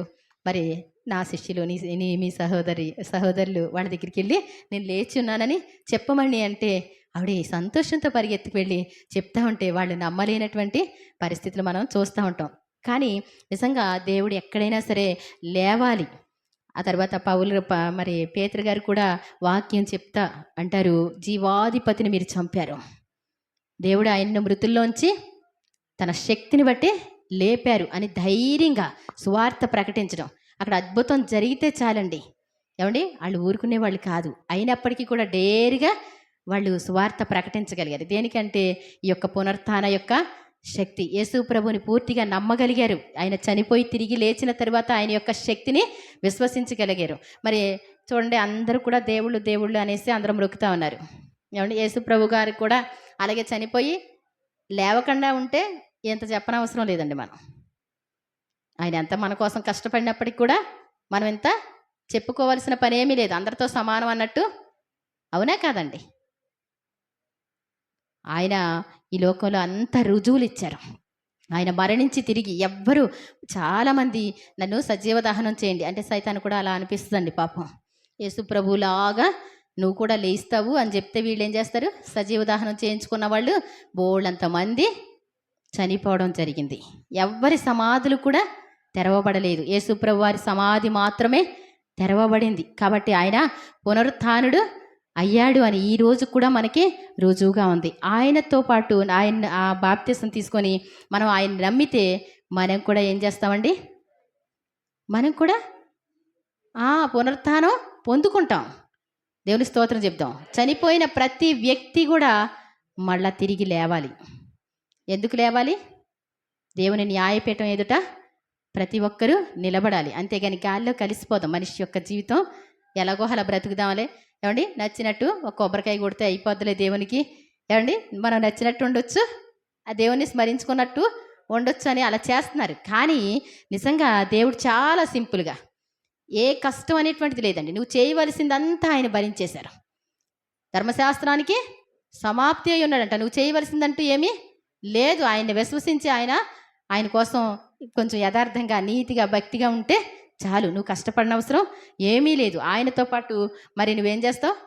ఆయన ఎలా అయితే మృతుల్లోంచి లేచారో మనల్ని కూడా అలా మృతుల్లోంచి లేపి ఏం చేస్తాడంట, ఆయన రాజ్యంలో నిలవబెడతారంట. దేవుని స్తోత్రం చెప్దాం. కాబట్టి ఏంటంటే మనం విశ్వసిస్తున్న మనం యేసు ప్రభువారు మాత్రమే నిజమైన దేవుడు. ఆ పునరుత్థాన బలం లేకపోతే మాత్రం మనిషి ఎవ్వరు కూడా నిలబడలేరు. చాలా జాగ్రత్త. యేసు ప్రభు నిజమైన దేవుడని నీకు తెలిసి ఉండొచ్చు, ఏమండి ఆయన గొప్ప దేవుడని నీకు తెలిసి ఉండొచ్చు. కానీ అది ఎప్పుడు బయలుపడద్దండి? నీకు సమస్య వచ్చినప్పుడు, నీకు పరీక్షలు వచ్చినప్పుడు నువ్వు నిలబడగలిగితే. నేను చదువుకున్నానండి అన్నారనుకోండి, ఆ ఫెయిల్ అయిపోతే దానివల్ల ప్రయోజనం ఉందా? ప్రయోజనం లేదండి. చాలా జాగ్రత్త. చదువుకోపోయినా పర్వాలేదు, చదువుకున్న తర్వాత ఫెయిల్ అయితే బాగోదు. యేసు ప్రభు నీకు మరి ఇంద్రియ నిగ్రహం కలిగినటువంటి శక్తిని ఇస్తారు. ఆయన నీ అవయవాలన్నీ కూడా మంచి కండిషన్లోకి వస్తాయి. ఇప్పుడు దాకా బ్రేకులు లేవేమో, ఏమండి బ్రేకులు లేని బండి చూసారా? మాకు అప్పుడప్పుడు అదొక రకమైన కోళ్ళకి అదొక జబ్బు వస్తుందండి. ఇంకా ఇలా రయ్యని పరిగెత్తుకుంటూ వెళ్ళిపోద్ది. దాని బ్రెయిన్కి ఏముండదు, అలా రెక్కలలో పెట్టుకుని పరిగెడతా ఉంటుంది. దానికి స్టాప్ ఇలా ఆగుదామని కానీ అవన్నీ కుదరదండి. అర్థమవుతుందండి? అదొక రోగం అనమాట. ఏం చేస్తే మంచి కారేనండి కానీ బ్రేకులు లేవండి కొనుక్కెళ్ళండి అంటే ఏం చేస్తారండి? ఏమండి దానికి వాల్యూ ఉంటుందా? ఏమండి ప్రతి పార్ట్స్ ఎలా ఉండాలి? కండిషన్గా ఉండాలి, లేకపోతే కుదరదు కదా. నువ్వు కండిషన్గా ఉండాలంటే పునరుత్థాన బలం నీలో ఉంటే గనక ఒక్క చిన్న విషయంలో కూడా నువ్వు తప్పిపోవు. దేవుని స్తోత్రం చెప్దాం. చిన్ని విషయంలో కూడా నువ్వు దేనికి రాజీ పడవు, అనవసరమైన వాటి కోసం బాధపడవు, నువ్వు బరువు చేసుకోవు, భారంగా ఉండవు. అర్థమవుతుందండి? చాలా సింపుల్గా బ్రతకగలుగుతాం, హ్యాపీగా బ్రతకగలుగుతాం. చిన్న మాటకి పెద్ద మాటకి ఏడుస్తాం, మొక్కలు మాడిస్తాం, ఇవన్నీ ఏమీ ఉండవండి. చాలా హ్యాపీగా ఉండగలుగుతాం. ఏ పాపానికి కూడా లొంగం. ఆయన పునరుత్థాన బలం అంటే ప్రగల్భాలుగా చెప్పడం కాదు, మన జీవితంలో చూపించాలి. దేవుని స్తోత్రం చెప్దాం. అవునా కదా? అసలు నువ్వు ఎలా ప్రవర్తిస్తున్నావు నీకు అర్థమైపోతూ ఉంటుంది. కాబట్టి ఏంటంటే పునరుత్థాన బలం అనేటువంటిది మరి నిన్ను బలవంతునిగా చేస్తుంది, దేవుని కోసం నిలబెడద్దే. మరి ఎక్కడున్నా దేవుని కోసం ఘనంగా నిలబడేవారిగా, ఒకవేళ అవకాశం వస్తే ఏం చేస్తారండి? ప్రాణాలైనా అర్పించేస్తారు. నాకు ఇదంతా ఉంది, లేకపోతే తర్వాత ఏమండి ప్రాణం అర్పించేదాకా ఎందుకంటే చిన్నదానికే రాలేని పరిస్థితి, ఏమండి అవునా కదా? ఇవాళ ఏదైనా బ్యాంకులో చిన్నగా 10,000 పడుతున్నాయండి, ఇవాళ తీసుకుంటేనే కానీ అన్నారనుకోండి, 10,000 కూడా అక్కర్లేదండి. ఏమంటారు? ఏమండి చిన్నదానికి కూడా మానేస్తూ ఉంటాం. అవునా కదా? ప్రతి దానికి తెలియక అనమాట అండి. దేవుని వాక్యాలు వినక దేవుని కోసం నిలబడినటువంటి వాడు తమ జీవితాల్ని దేవునికి అర్పించుకున్నారు. తనకున్నదంతా కూడా దేవునికి ఇచ్చేసుకున్నారు. మరి యేసు ప్రభు మృతుల్లోంచి లేచాడు. మరి ఇదెంతో పెద్ద విజయం. కాబట్టి మనం కూడా విజయ వీరుడిగా ఎంతో సంబరంగా చేసుకోవాల్సినటువంటి పండుగ ఇది. మన జీవితాన్ని కూడా నిన్ను మరి ఏమంటాడు? మీకు మంచి పేరును ప్రఖ్యాతిని ఇస్తాను అంటాడు దేవుడు. దేవుని స్తోత్రం చెప్దాం. మంచి పేరు దేనికి వస్తుందండి? యేసుప్రభుని నమ్ముకున్నారంటే కొంతమంది సిగ్గుపడతా ఉంటారు. కానీ దేవుడు చెప్పిన ప్రతి ఆజ్ఞలు గైకొనడం వల్ల నీకు మంచి పేరు ఉంటుంది. వాళ్ళు మోసం చేయరండి, వాళ్ళు అబద్ధాలు ఆడరండి, వాళ్ళు ఎవరికి కూడా అన్యాయం చెయ్యరండి. కాబట్టి ఏంటి అంటే పునరుత్థాన బలం అంటే అదే. ఒకవేళ నేను చంపేస్తున్నావు అప్పటికీ కూడా సువార్తను ప్రకటించడమే. మరి శిష్యులందరూ కూడా ఎలా ఎలా చనిపోయారండి? వాళ్ళందరూ హతసాక్షులు అయిపోయారు. దేవుని స్తోత్రం చెప్దాం. వాళ్ళందరికీ కూడా సింహాసనాలు ఉన్నాయి. వాళ్ళందరూ అంటే నార్మల్గా పుట్టిన వాళ్ళు ఉన్నారు, మరి నార్మల్గా పెరిగిన వాళ్ళు ఉన్నారు, మరి చదువుకున్న వాళ్ళు ఉన్నారు, లేకపోతే గొప్ప వాళ్ళుగా ఉన్న వాళ్ళు ఉన్నారు. అయినప్పటికీ కూడా ఆడ జీవితం ఎంతో అద్భుతమైనటువంటి జీవితాలుగా మార్చబడ్డాయి. ఈ రోజున బ్రతికున్న మనకి ఒక గొప్ప సదవకాశం ఏంటి అనేసి అంటే మనం కూడా ఎలా మారచ్చు? ఏమండి, ఈ లోకంలో అయితే నువ్వు సంపాదించలేవేమో ₹1,00,00,000, ఒక పెద్ద ఇల్లు కట్టలేవేమో, కానీ దేవుని కోసం నిలబడితే ఎలా ఉంటుందండి? పరలోకంలో గొప్ప స్థానం నీ కోసం ఉంటుంది. పరలోకంలో అలుపులు ఉంటారు, ఘనులైనటువంటి వాళ్ళు కూడా ఉంటారు. కాబట్టి దేవుని యొక్క శక్తి పొందుకొని దేవుని కోసం నిలబడి దేవుడు ఏది చెప్తే అది చేయగలిగితే దేవుడు వదిలిపెట్టే దేవుడు కాదు. నీలో ఉన్న భయాలు కానీ నీ శక్తి కానీ ఏది కూడా పనికి రాదు. నువ్వేం చేయనవసరం లేదు. నువ్వు ఆయన యందు విశ్వాసం ఉంటే చాలు. తప్పకుండా ఆనాటి శిష్యులు, మరి అలాగే స్త్రీలు కూడా వాళ్ళు ఎంతో ధనిలండి. దేవుని స్తోత్రం చెప్దాం. కాబట్టి వాళ్ళు ఎంతో డేరిగా బ్రతికారు. చనిపోతే చనిపోతాం, బ్రతికితే బ్రతుకుతాం అన్నట్టే బ్రతికారు. కాబట్టి ఏంటంటే మనం కూడా ఆ విధంగా బ్రతికి దేవుని రాజ్యానికి అనేకులను తీసుకెళ్లే వారిగా ఉండాలి. పునరుద్ధాన బలం అంటే ఏంటి అంటే, ఇంకా ఈ రోగం కొంచెం వచ్చిందండి, పెద్దదైపోద్దా? ఏమండి, ఈ సమస్య వచ్చిందండి, ఈ సమస్యలోంచి నేను లేవలేనా? ఇలా ఉండదు. ఏమండి, ఎలా ఉంటుందండి? ఎలా ఉంటుంది? దేవుడు నాకు మంచి లైఫ్ ఇస్తాడు, దేవుడు నాకు మంచి ఆరోగ్యం ఇస్తాడు, నాకు అన్నీ మంచే చేస్తాడు నా దేవుడు అని గొప్ప విశ్వాసం నీలో ఉంటుంది. ఏమాత్రం భయం అనేటువంటిది నీ జీవితంలో ఉండదు. నువ్వు కదలవు. కాబట్టి గుర్తుపెట్టుకొని మనం మరి పునరుత్థాన బలాన్ని పొందుకునే వారిగా ఉందాం.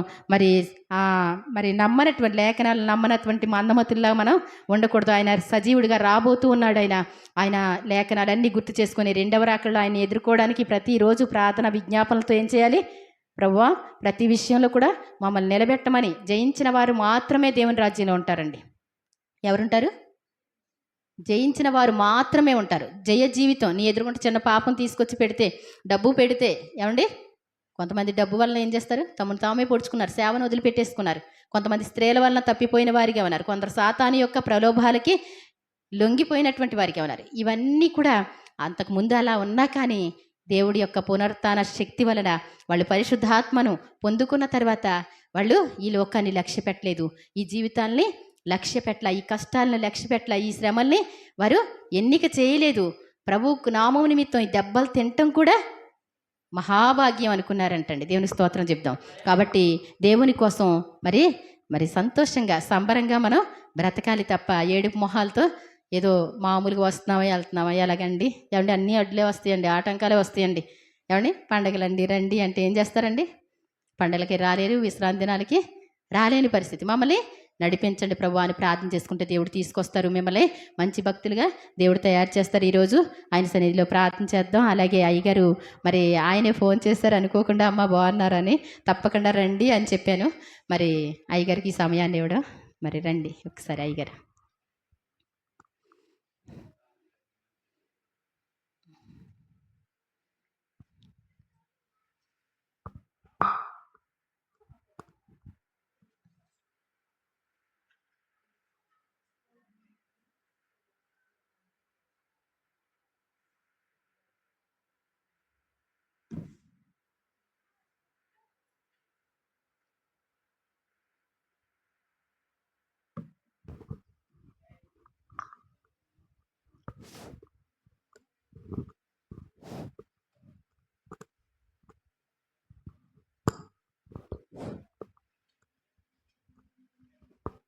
హలో,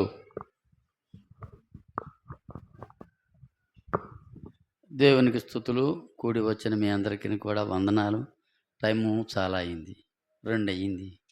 పాపం దీంట్లో అనేక రకాల బలహీనతల వాళ్ళు చాలామంది ఉంటారు. అయినా క్రీస్తునందు మీకు ఉన్నటువంటి ఆసక్తిని బట్టి దేవుడు శారీరకంగాను మానసికంగాను శక్తిని దేవుడు మీకు ఇచ్చాడు. నేను ఎంతోసేపు మీతో ముచ్చరించలేను. కారణం ఏంటంటే కాలాతీతం అయింది కనుక తక్కువగా ముగించుకుందాం. త్వరలో చిన్న ప్రార్థన చేసుకుందాం. ప్రేమస్వరూపుడైనటువంటి మా పరలోకపు తండ్రి, నీ పరిశుద్ధ నామానికి వందనాలు. ఇంతవరకును ప్రభా శ్రద్ధాశక్తులతోటి పాస్టమ్మ గారు ప్రజలకు బోధించిన బోధ మీది కనుక వారు చాలా జాగ్రత్తగా విన్నారు, ఆకలింపు చేసుకున్నారు. తండ్రి, వారి జీవితాలు ఎల్లప్పుడూ కూడా మహోన్నతమైన స్థానంలో నిలబడాలి అన్నట్లయితే నీ వాక్యమే ప్రధానమైనటువంటిది. తండ్రి, నీ మాట వినుట శ్రేష్టము కనుక నీ మాట విన్నటువంటి నీ బిడ్డలందరూ కూడా ఆశీర్వాదాన్ని పొందటమే కాదు, తన కుటుంబంలోనికి ఆశీర్వాదాన్ని మోసుకొని పోతూ ఉన్నారు. వారి కుటుంబాలను దీవించండి, బలహీనతలను తప్పించండి. ప్రతిదినము శిలువ ధ్యానం చేసుకుంటూ క్రీస్తు చూపించిన శిలువ ప్రేమను మేము కూడా కలిగి ఉండేటట్లుగా మమ్మల్ని అందరినీ కూడా ఆశీర్వదించండి. వాక్యాన్ని మీరే బోధించండి, నేను నలుపుడును. కానీ ప్రభా, మీరు మాతో మాట్లాడినట్లయితే మేము బిడ్డలు అందరూ కూడా సంతోషిస్తాం. ఈ వాక్యాన్ని గ్రహించటానికి తగిన శక్తి మాకు అనుగ్రహించమని యేసుక్రీస్తు నామంలో ప్రార్థించి వేడుకుంటున్నాము తండ్రి. ఆమెన్. హల్లెలూయా.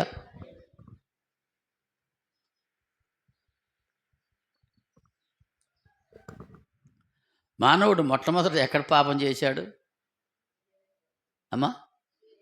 ఏదైనా తోటలో. అక్కడ దేవుడు ఉన్నాడా? ఉన్నాడు. దేవుడు ఉన్న కాడే పాపం జరుగుతోంది కదా. దేవుడు ఉన్నాడు. దేవుని విడిచిపెట్టిన వాడు పాపి, దేవుని మాట వినకపోయినవాడు పాపి. ఆ పాపం చేసిన వాడికి మరణం వచ్చింది. ఏ మరణం అంటే భౌతిక మరణం వాడికి రాలేదు. భౌతిక మరణం రాలేదు. ఇప్పుడు మనకి భౌతిక మరణాలు ఉన్నాయి, కానీ దేవుని దగ్గరికి వచ్చాం కనుక ఆయన యందు విశ్వాసం ఉంచిన వారి నిత్య జీవంలో ప్రవేశిస్తారు అని చెప్పి దేవుని లేఖనాలు చెబుతున్నాయి. అసలు ఆయన ఎంతో మానవుడిని ప్రేమించాడు. అక్కడ చెడు పని చెయ్యొద్దు, నా మాట వినని చెప్పి బ్రతిమలాడుకున్నాడు. ఆదాం మీద విపరీతమైన ప్రేమ దేవుడికి ఇప్పుడు కూడా. ఎందుకంటే మానవుని ఆకారం దేవుడిది, మనలో ఉన్న ఆత్మ దేవుడు ప్రవేశపెట్టింది. మనం పీల్చే గాలి మన నాసికారంధ్రాల్లో ఆయన ఊదాడు, శరీరాన్ని నిర్మించాడు. శరీరం బాగా పనిచేయాలని చెప్పి దేవుడు కోరుకున్నాడు. నీకు ఎటువంటి అనారోగ్యం లేదు, ప్రశాంతంగా హాయిగా ఉండు, నేనే నీ దగ్గరికి వచ్చి ముచ్చట చెప్పుకుంటానని చెప్పి పాపము చేయనటువంటి మానవుడి దగ్గరికి దేవుడు వచ్చేవాడు ప్రతిరోజును. కానీ పాపం చేసిన తర్వాత ఏం చేశాడు ఆయన? ప్రాణం తీయలే. ఇక్కడ ఉండటానికి పనికిరావు నాయన, నువ్వు ఇంకో చోటకి వెళ్ళిపో, నీ స్థానం ఇది కాదు. దేవుని దగ్గరికి వచ్చాం మనం, మన స్థానం ఏదో మనం గుర్తెరిగి ఉండాలి. అప్పుడు మన పితరుడు ఆదాము దేవుని మాట వినలేదు, అందుకనే అతనికి వచ్చిన పాపం వచ్చింది. పాపం వల్ల అతనికి ఏమొచ్చింది? మరణం వచ్చింది. అతను కష్టపడి సంపాదించుకున్నాడు ఆదాము మరణాన్ని. ఆధ్యాత్మిక మరణం మొట్టమొదటి వచ్చింది. ఆ తర్వాత 950 సంవత్సరాలకి భౌతిక మరణం ప్రాప్తించింది.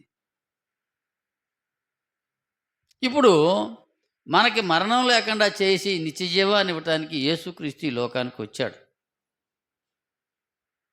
కదా. మరి నిత్య జీవం అంటే ఏంటి? దేవుడు ఉచితంగా కృప ద్వారా మనకిచ్చేది నిత్య జీవం.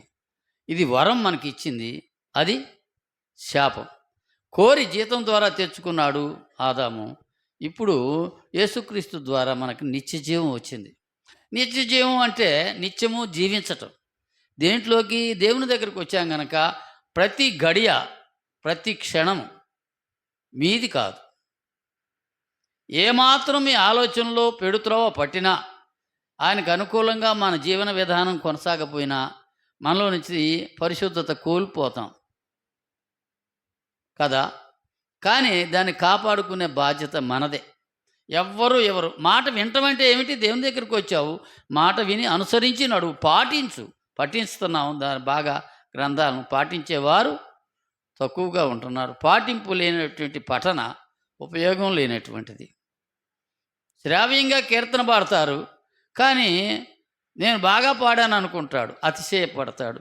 వాడు దేవునికి ఇష్టడు కాడు. మీ జీవితంలో ఆయన సిలువలో ఎట్లయితే తన్ను తాను దాసోహం చేసుకున్నాడో మానవులను రక్షించటానికి, అలా నిన్ను నువ్వు కూడా ఆయనకు అర్పణ చేసుకోవాలి. నువ్వు విధేయుడు కావాలి, ఆయనకి లోబడి జీవించాలి. నీలో ఉన్న గర్వం ఆయన పాదాల దగ్గర పెట్టాలి, నీ అందం ఆయన పాదాల దగ్గర పెట్టాలి, నీకున్న ఆస్తి ఆయన పాదాల దగ్గర. అసలు నీదంటూ ఏమీ లేదు నీ దగ్గర, నువ్వు వట్టి మానవుడివి. కనుక దేవుని సంపాదించుకున్న తర్వాత దేవుడు ఏది దాచుకోలేదు. యేసుక్రీస్తు తన జీవితంలో ఏది దాచుకున్నాడమ్మా? కొట్టడానికి ఆయన శరీరాన్ని అప్పగించాడు, ఉమ్మూసేవారికి ముఖాన్ని ఇచ్చాడు. ఏదైనా దాచుకున్నాడా తన శరీరంలో? ఏది దాచుకోవాలా. అంటే అందరికీ తేటగా ఆయన జీవితం కనపడుతుంది. దేవుని కుమారుడు ప్రేమికుడు. సిలువ అంటే ఏమిటి? పాపులను ప్రేమించడానికి వచ్చి తండ్రి అప్పగించిన పని ఏమిటి? పాపి ఎలా రక్షణ పొందుతాడు అంటే నోటితో చెప్పటం వల్ల అనుకుంటున్నారా? నేను ఏ ఆజ్ఞ 28లో చదివారు కదా మత్తయి సువార్తలో, ఏ ఏ ఆజ్ఞలను మీకు ఇచ్చానో వాటన్నిటినీ గైకొనాలని వారికి చెప్పండి. ఎవరికి? తన దగ్గరికి వచ్చేవారికి చెప్పండి. మీరు వెళ్ళి సువార్త ప్రకటిస్తున్నారు కదా, శిష్యులు కదా. శిష్యుడు అంటే ప్రాణం మీద కూడా భీతి, ప్రాణం మీద కూడా ఆశ లేనివాడు శిష్యుడు. ఏదైనా తెగింపుగా ముందుకెళ్ళేటువంటి వాడు, కొట్టి చంపేయడానికి సిద్ధంగా ఉన్న సువార్తను ప్రకటించడానికి వెళ్ళినవాడు. తన జీవితం ద్వారా నోటితోడు ప్రకటించలేదాళ్ళు. కొడతంటే అటు ఇటు వెళ్ళి మళ్ళీ తెల్లారిపోతున్న, అమ్మా నువ్వు దేవుడిని నమ్ముకో బాగుంటా నీ జీవితం అని మళ్ళీ కొట్టేవాళ్ళు, మళ్ళీ ప్రకటన చేసేవారు వాళ్ళు. అంటే వారికి ఏది తీపి అంటే తమ జీవితం, తమ ప్రాణం తీపి కాదు, యేసుక్రీస్తుని ప్రకటించాలి మన జీవితం ద్వారా అనుకునేవారు. మనం ఇంటికెళ్ళాము, మన ఇంటికి సువార్త మోసుకెళ్తామా? మీరు చెప్పండి నాకు ఒక మాట. దేవుని మాటను మన ఇంటికి మోసుకెళ్తున్నావా అంటే నువ్వు పాటిస్తున్నావా? నువ్వు పాటించకపోతే నీ భర్త పాటించడు, నీ పొరుగువాడు పాటించడు, నీ కోడలు పాటించదు, నీ కొడుకు పాటించడు, ఎవరూ పాటించరు. పాటించలేనటువంటి ప్రార్థనా జీవితం ఉత్తదే అంటాడు దేవుడు. నీలో యథార్థత ఉండి నిజంగా నేను దేవుని సంపాదించుకోవాలనుకున్నట్లయితే ఆయన మాట చొప్పున నడుచుకుంటారు ఎవరైనా సరే. ఆదాము పోలిన పాపం మళ్ళీ మనం చేయటానికి లేదు. అతను మాట వినలేదు, మరణాన్ని తెచ్చుకున్నాడు. ఇప్పుడు ఆయన నిత్యజీవం ఇస్తానంటున్నాడు కనుక ఆయన అంగీకరించావా? ఆయన మాట విని నాటికైనా ఆయన ఎంత ప్రేమించాడంటే సిలువలో తనలో ఏదీ దాచుకోకుండా సమస్తాన్ని నీకు అర్పించిన తర్వాత, ప్రేమ అంటే ఎలా ఉంటుందిరా, ప్రేమించే నేను సర్వస్వాన్ని నీ గురించి దారపోసానురా అని ప్రేమను సిలువలో జాలువార్చాడు యేసుక్రీస్తు ప్రభువారు. అటువంటి ప్రేమను మనం చూపించగలుగుతున్నాము మన ఇంట్లో. పోనీ నిన్ను నువ్వు ప్రేమించుకుంటున్నావా? నీ భర్తది నీకు లేదు, నీ కొడుకుది నీకు లేదు, నీది నీదే. నిన్ను నువ్వు ప్రేమించుకుంటున్నావా? నేను పరలోక రాజ్యం చేరాలనే ఊహ నీకుందా? ఉన్నట్లయితే శ్రమలన్నీ నీయే. ఆ శ్రమలలో కూడా ఆనందాన్ని ఇస్తాడు దేవుడు. యేసుక్రీస్తుని శ్రమల ద్వారా నడిపించాడు. శ్రమలు ఒక వ్యక్తిని ఉన్నతంగా తీర్చిదిద్దే ఈ శ్రమలు. యేసుక్రీస్తు శిలువలో అనేక శ్రమలను ఓర్చుకున్నాడు ఆయన.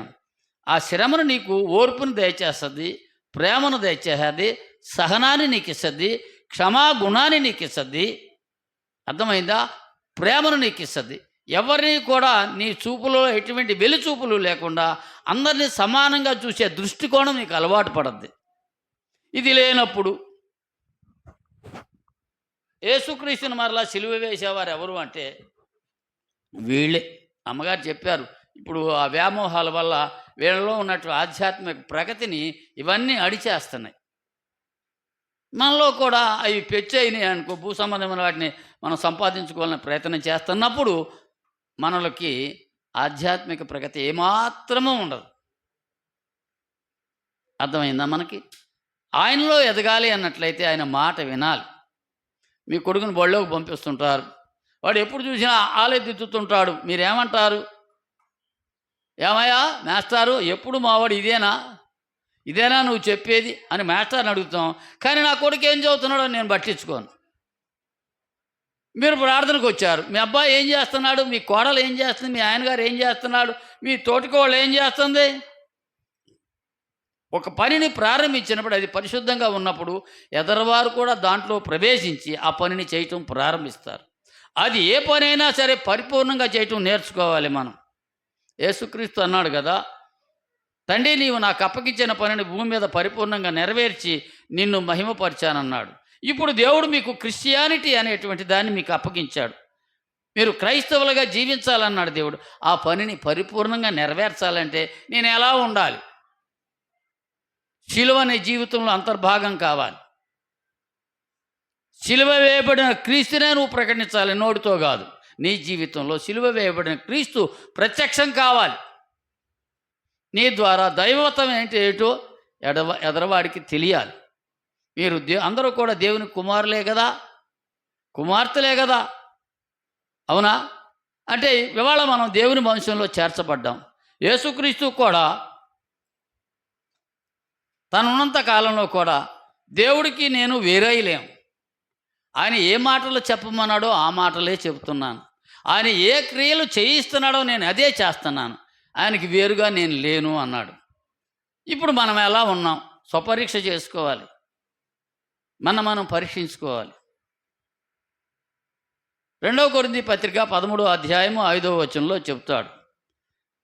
ఒకసారి చూడమని నాకు గుర్తు లేదు అది.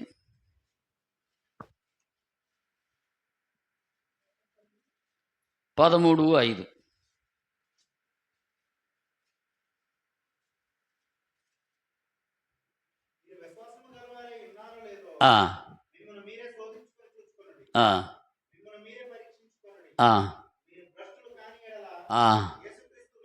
మీలో ఉంటే మనము లోకస్తులం కాదు, భ్రష్టులం కాదు.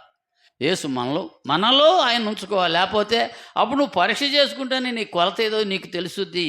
అమ్మా, బయట కూడా పరీక్షలు జరిగినప్పుడే ఒక స్థానం నుంచి మరొక స్థానానికి విద్యార్థి ఎదుగుతాడు.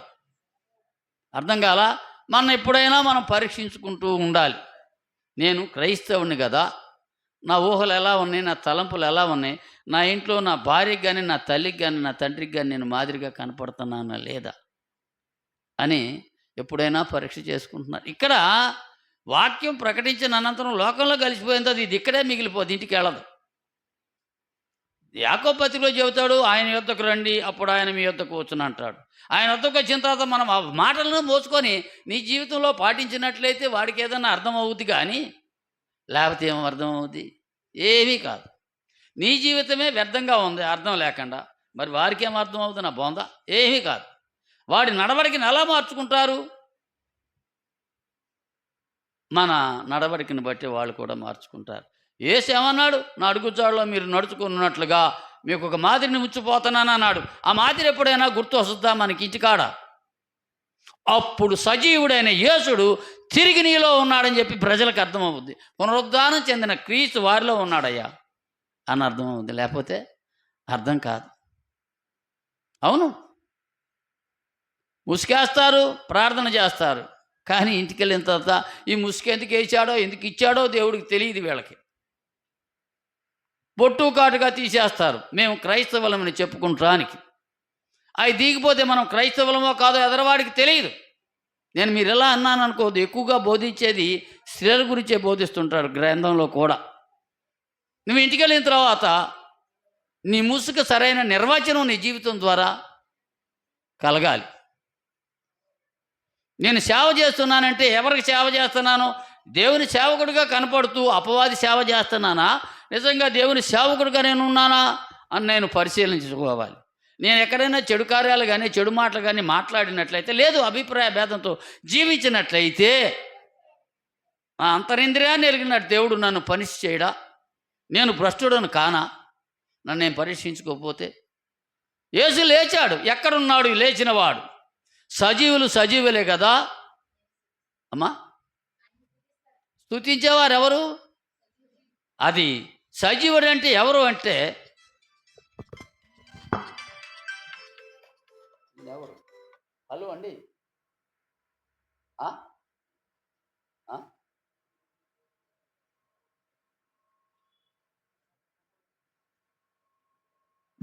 సజీవులు అంటే మరణాన్ని జయించినటువంటి యేసుక్రీస్తుని కలిగినవాడు సజీవుడు.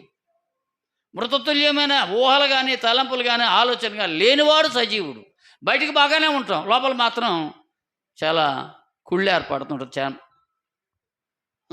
వదినా వెళ్ళిపోతున్నావా? ఇప్పుడు నాకు పని ఉంది, వెళ్ళిపోతున్నా, అర్జెంటుగా ఉంది అంటే ఈవిడితో మాట్లాడటం ఈవిడికి ఇష్టం లేకుండా అవతలికి వెళ్ళిపోద్ది. అది కూడా దేవుడు పరిగణలోనికి తీసుకుంటాడు. గుర్తుపెట్టుకోండి. మన ఊహలు ఎప్పుడు కూడా పరిశుద్ధంగా ఉండాలి. కారణం, మనం పునీతులం. ఏ దోషమో ఆరోపించడానికి వీలు లేకుండా క్రీస్తు వాక్యం చేత ఆయనను అంగీకరించే నిజ జీవితంలో ఆయన కలిగి జీవించేవారు. ఇవాళ మనం మృతులమయ్యామంటే కారణం ఏంటి? దేవుడు మనలో లేనప్పుడు మృతతుల్యమైన జీవితాన్ని ప్రారంభించిన వాళ్ళు అవుతాం. మనలో ఆయన ఉన్నట్లయితే ఇవన్నీ కూడా తొలగిపోయి అమృతతుల్యమైన జీవితాన్ని మనకి దేవుడిస్తున్నాడు. దాంట్లో కలిగి దీనికి వెండి బంగారాలకి స్థిర చరాస్తులకి దీంట్లో ఏమాత్రమూ సంబంధం లేదు.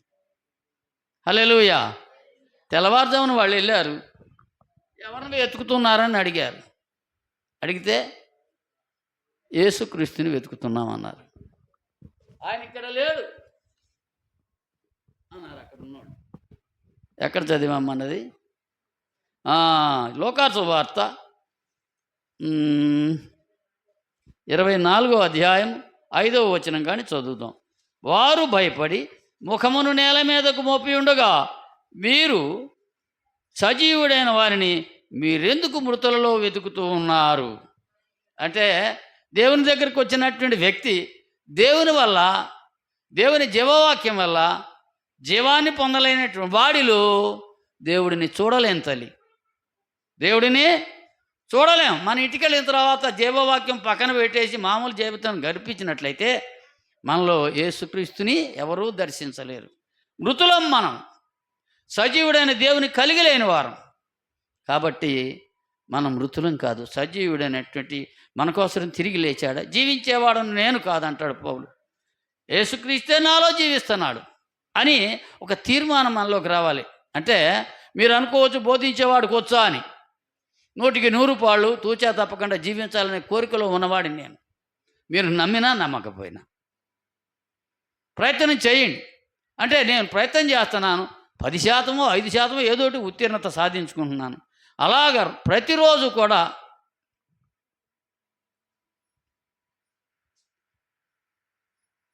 మనం అభివృద్ధిలో నడవటానికి ప్రయత్నం చేయాలి. హల్లెలూయా. అర్థం కాలేదా? దేవుడి నుంచి వేరు చేసే చాలా రకాలు ఉంటాయి ప్రపంచంలో. శరీరం ఎక్కడ ఉంటుంది, ఎక్కడో వేరేసద్ది. పెదవులు ఘనపరుస్తూ ఉంటాయి, కానీ ఆయన దగ్గరగా ప్రార్థన చేరదు. మన హృదయానికి దూరంగా ఉంటుంది. అన్ని రకాల సమకూర్చినప్పటికీ కూడా సమకూర్చినటువంటి దేవునికి ఇష్టలుగా జీవించలేకపోవటమే క్రైస్తవుడు పాడైపోవటానికి కారణం. హల్లెలూయా. ఒక కొడుకు కలిగినప్పుడు తల్లి తండ్రి వాడు గొప్పవాడైతే సంతోషపడతారు, చెడ్డవాడైతే ప్రతిరోజు కూడా ప్రజల నుంచి వచ్చే తిరస్కారాలు, చేత్కారాలు, అసహ్యమైన మాటలు, ఎందుకు అన్నారా మా మీదకి తీసుకొచ్చాడని పెట్టావు దరిద్రుడిని అంటుంటారు కదా. అవునా? యేసుక్రీస్తు వల్ల మనం ఆయనకి కుమారులం అయ్యాం. దేవునికి ప్రాణం తీక తోలేచాడు దేవుడు మన ఇక్కడికి. అయినా యేసుక్రీస్తు ద్వారా ఒక సాధనంగా దేవుడిని ఏర్పాటు చేసి మనని మరలా బ్రతికించడానికి, తిరిగి పరలోకం చేర్చడానికి దేవుడు చేసే ప్రయత్నమే ఈ శిలువ పునరుద్ధానం. హల్లెలూయా. ప్రాణము తీయక తోలివేయబడినటువంటి మానవుడు తనకు దూరస్తుడు కాకుండానట్లుగా దేవుడు సాధనాలను కల్పిస్తూ ఉన్నాడు అంటాడు 2 సమూయేలు 14:14. ఈ సాధనాల్లో ఒక భాగం యేసుక్రీస్తు. నీకు మంచి జీవితాన్ని ప్రకటించడానికి వచ్చినవాడు.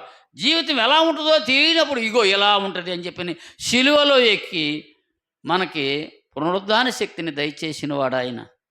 అందుకనే ఎక్కడ వెతకాలి? అసలు క్రైస్తవుని ఎతకాలంటే యేసుక్రీస్తుని లేఖనాల్లో ఎతకటం కాదు, మనలో ప్రజలు వెతుకుతారు. అర్థం కాలా? ఏమిరా ఆదివారం ఏంటి ఇవాళ ప్రార్థన లేదా అని అడుగుతున్నాడు ఒక అన్యుడు. ఇవాళ అసలు లేదురా. ఎందుకని? ఏం లేదులే, పని ఉందిలే అన్నాడు. ఎందుకని పని అంటే వీడికి ఏదో ఆలోచన ఉంది, అక్కడికి వెళ్ళాలి వీడు. అంటే వీళ్ళు ఏమి లేదు, క్రీస్తు పట్ల ఆసక్తి లేదు. చాలా కష్టపడి పరిగెత్తుకొస్తారు, కానీ దాన్ని విడిచిపెట్టేస్తారు. దాని గురించి పట్టించుకోరు. అందుకనే ఆధ్యాత్మికతగా ఎదగాలి అన్నట్లయితే అసలు కారణం, మూలం స్త్రీ మాత్రమే. మంచి సమాజం రావాలంటే స్త్రీ తన బిడ్డలను మంచి నీతిమంతులుగా పెంచాలి. వారికి చెడు ఆలోచన లేకుండా, చెడులో నడవకుండా వారిని బాల్యం నుంచి వాడికి తర్ఫీదు ఇవ్వాలి. ఇది మంచి, ఇది చెడు అని. అప్పుడు మంచి సమాజాన్ని స్త్రీలు మాత్రమే లోకానికి అందించగలరు. నీ బిడ్డ, నీ భర్త వెనకాతలు నువ్వు నిలబడినప్పుడే నీ ప్రార్థనా శక్తి, నీలో ఉన్నటువంటి మార్పు వారిని ఇన్స్పైర్ అంటే ఉత్తేజపరచాలి. మనం నిద్రాణమే మన జీవితాన్ని ఎలా గడిపినట్లయితే వాళ్ళకు కూడా ఏం అర్థం కాదు. మోసకరమైన దురాశలోని చెడిపోయిన మీ ప్రాచీన స్వభావాన్ని వదులుకోండి. ఇవాళ పెరిగేసుకోవటం లేదు, ఎందుకు? పులుపని. అవునా? పులుపు అంటే ఏమిటి? పాత జీవితానికి సాదృశ్యం, అంతే కదా. పెరుగు మానేసాం, కానీ మన ఉన్న ఆలోచనలు మానేసామా? చెప్పండి ఒకసారి. పులిన పట్టలో పండగ అంటే పులుపు ఉండగొట్టడానికి వీళ్ళు ఎదురా, అబ్బాయి పులిసింది మిగతాదంతా పులుపు చేసేస్తుంది, నీ జీవితాన్ని పాడు చేస్తుందని చెప్పారు కనుక మనం పెరుగేసుకోకూడదని ఒక తీర్మానం చేశాం. కానీ పులిసినటువంటి జీవితాన్ని మాత్రం విడిచిపెట్టట్లా. పెరుగును విడిచిపెట్టాం, అది పక్కన పెట్టడానికి కుదురుద్దు కనుక. అంత కాకపోతే సాంబార్ వేసుకుంటాం, లేదా గంజి పోసుకుంటాం, మంచినీళ్ళు పోసుకుంటాం. పెరుగు మాత్రం తినకూడదు. నాకు అనిపించింది. అర్థమైందా? మనం అంతరంగంలో పులుపు ఉండటానికి వీల్లేదు. మొట్టమొదట నేర్చుకోవాల్సింది అది. పస్కాలో చెప్పిన దేవుడు అదే. పులిన రొట్టెలతోటి పండగ చేసుకోవద్దంటే దాని సాదృశ్యంగా పాత జీవితంలో ఉన్నట్టు పులుపుని నువ్వు విసర్జించలేనప్పుడు క్రీస్తుకి నీకేమాత్రము సంబంధం లేదు. చెప్పాను కదా ఇంతకుముందు, మనం భ్రష్టుని కాని ఎడల క్రీస్తు మనలో ఉన్నాడని మనకు తెలియదా? ఆయన ఉండాలి నీలో. పవిత్రమైన జీవితానికి నువ్వే మెట్లు కావాలి. పిల్లోళ్ళందరినీ కూడా ఆ పరిశుద్ధమైన స్థలానికి మనమే నడిపించాలి. హల్లెలూయా. కాబట్టి 2 కొరింథీ పత్రిక 5:15 చూడమ్మా.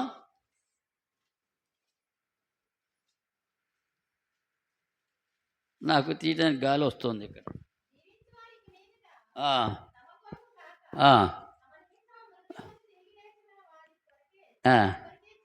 ఎవరి కోసం మృతి పొందాడైనా? మన కోసం మృతి పొందాడు. మనతో జీవించాలని తిరిగి లేచాడు.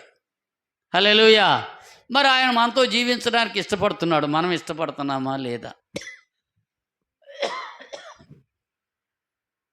క్రీస్తు పట్ల మనకి ఇష్టం కలిగిందా లేదా? అది దేవుడు అడిగేది. ఇష్టలుగా ఉండటానికి ప్రయత్నం చేయండి. ఇష్టం అంటే ఏమిటి? ఏదైనా మీరు ఇష్టపడితే దాని గురించి ఆలోచించేసారు. ఆహార పదార్థాలు బ్రహ్మాండంగా ఉంటాయి, అక్కడికి వెళ్తే అనుకుంటున్నారు. కానీ అది తలుచుకోగానే నోట్లో నీళ్ళూరిని.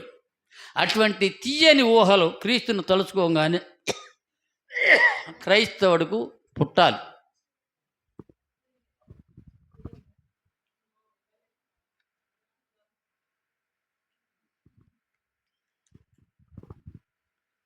హల్లెలూయా.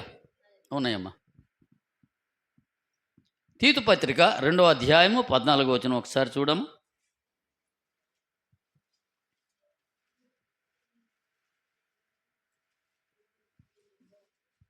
2:14. ఏదేంట్లో నుంచి విమోచించాడు? ఎలా విమోచించాడు అంటే శిలువ రక్తం. ఎందుకు కార్చాడని? నిన్ను ప్రేమించాడు గనక. ప్రేమ అంటే ఇంతటి ఉన్నతమైందిరా, నీ పట్ల నాకు ద్వేషభావం లేదురా అని చెప్పని అన్నిటినీ అతనికి మానవుడికి చూపించాడు. ఇప్పుడు చదువు తల్లి. దుర్నీతి నుంచి మనల్ని తప్పించి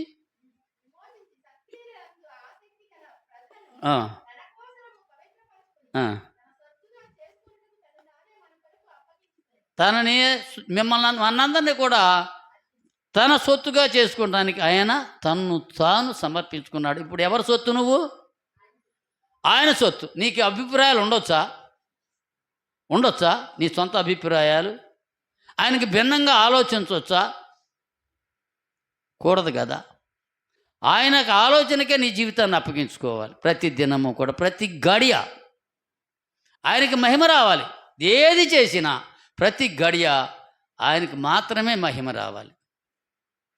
హల్లెలూయా. దీనికి మహిమ రావాలంటే ఆడవారే దీనికి ఆధారం. ఈ పురుషుల సంఖ్య చాలా తక్కువ ఉంటుంది ప్రార్థనలో. బిడ్డలకు మంచి దారిని బోధించి మంచి పౌరులుగా తీర్చగలిగిన వారు తల్లి మాత్రమే ఎక్కువగా. ప్రతి వారి వెనక తల్లి కానీ భార్య కానీ ఉంటుంది. మంచి విజయాన్ని సాధించడానికి ప్రోత్సహిస్తారు వాళ్ళు. ఏమయ్యా రేపు పొద్దున తీసుకునే పరీక్ష ఉంది కదా, పిహెచ్డి మనకు వస్తుంది, నువ్వు నిద్రపోతున్నావు ఏంటని చెప్పిన అతనితో పాటు ఈవిడ కూడా కూర్చొని ఆయన నిద్ర లేపి కాసిన మంచినీళ్ళు ఇచ్చి టీ పెట్టి మళ్ళీ తీసుకొచ్చి అతను ప్రోత్సహిస్తుంది. ఎందుకంటే అతను గొప్పవాడు కావాలి, నా భర్త అందరిలో కూడా గొప్పవాడిగా ఉండాలని కోరుకునేది స్త్రీ మాత్రమే. వాళ్ళు తమ బిడ్డలను మంచి దారిలో పెంచి పోషించినట్లయితే మంచి సమాజం ఏర్పడద్ది ఈ ప్రపంచంలో. అంటే దైవ సమాజానికి మూల కారణం మీరే అవుతారని చెప్పి దేవుడు సెలవిస్తున్నాడు.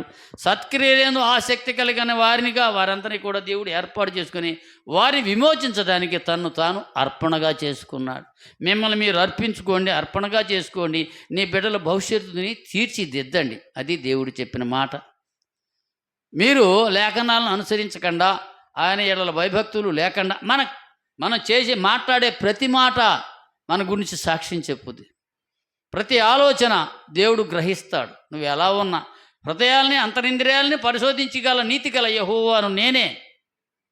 కీర్తన 7:9 చెప్తాడు. ఆయన నిన్ను ఎప్పుడు కూడా నువ్వు శరీరం మీద ఎలా ఉన్నావని అడగడు నేను. అర్థమైందా? లాజరు ప్రార్థనకి వెళ్ళాడు, ధనవంతుడు ప్రార్థనకి వెళ్ళాడు. ధనవంతుడు చూసి అందరూ అనుకున్నారు, ఆహా ఎంత భక్తిపరుడో కదా అనుకున్నారు. చివరికి వచ్చేటప్పటికి లాజరేమో దేవుని దగ్గరికి తీసుకుపోబడ్డాడు, ధనవంతుడు ఎక్కడికి పోయాడు అది మీకు తెలుసు. ఇద్దరు ఒకే స్థానంలో ఉన్నారు, కానీ వారు దేవుడిని వెంబడించిన విధానం వేరు. చెడ్డవారు మంచివారు దేవుని మందిరంలోనే ఉంటారు, కానీ అనుసరించి దేవుని సంపాదించుకునేవారు వేరు. భూలోకంలో ఏ సంపదని ఏ ఆరోగ్యాన్ని కూడా ఆశించలేదు లాజరు, కానీ దేవుడు ఏది చెబితే అదే వినేవాడు. ఏదన్నా దొరికితే తినేవాడు, కింద పడినట్లని, లేకపోతే మెదలకుండా ఉండేవాడు. దేవుణ్ణి ఏనాడు తన కోరికను బయట పెట్టినవాడు కాడు లాజరు. అంటే ఈ భూ సంబంధమైన జీవితం ఎందుకు కొరగానేటువంటిది మీరు గుర్తుంచుకోండి. మీరు నిజంగా రక్షించబడిన వాడైతే పైన వాటిని వెతకండి అని చెప్పి ఎఫెసీ పత్రిక 5వ అధ్యాయంలో చెబుతాడు. మనం ఎవరము అంటే పరసంబంధులం. హల్లెలూయా. మనకి దేవుడు ఇప్పుడు చెడ్డ చేసినా మంచి చేసినా నిన్ను మాత్రం దేవుడు మనుషుని విడిచిపెట్టడం లేదు. కారణం ఏంటంటే మీరు వెళ్ళిన చోటకి ఆయన వస్తాడు.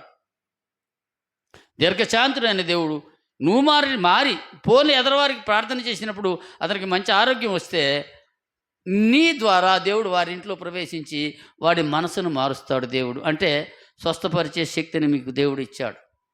ఇందాక చదివారు ఆజ్ఞలో ఏదో యోహాను సువార్త 20వ అధ్యాయము 20వ వచనం ఎంతో ఎక్కడో ఉందో నాకు గుర్తులేదు. మీరు క్షమించండి, వారి పాపాలు క్షమించబడితే. ఇది నీకు ఇచ్చిన ఆధిక్యత. దేవుడు పాపాలను క్షమించేవాడు దేవుడు, కానీ నీకు అదే ఇచ్చాడు. పాపాలను క్షమించు అన్నాడు దేవుడు. అది దేవుని ప్రక్రియ, కానీ నువ్వు కూడా క్షమించు, వాడి పాపాలు పోతాయి, వాడు పరలోక వాసిగా మారతాడు. ఇవన్నీ కూడా నువ్వు ప్రార్థన చెయ్యి, దెయ్యాలు వెళ్ళిపోతాయి. మార్కు సువార్తలో చెబుతాడు కదా. ఇవన్నీ కూడా దేవుడిచ్చిన ఆధిక్యతలు. నువ్వు వెళ్ళి ప్రార్థన చేస్తే చాలు, ఇంట్లోంచి దెయ్యాలు పారిపోతాయి. మీరు ఎప్పుడైనా నేను దేవుని బిడ్డను, నేను అలా చేస్తే దేవుడు నాతోనే ఉంటాడు అని మనం హెచ్చించుకోవడానికి మనం ప్రయత్నం చేయాలి. హల్లెలూయా. కార్యాలు 2వ అధ్యాయం 24వ వచనం చూడు తల్లి.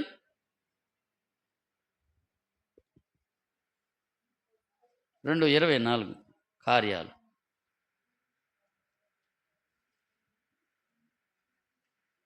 ఎక్కడ ఇది?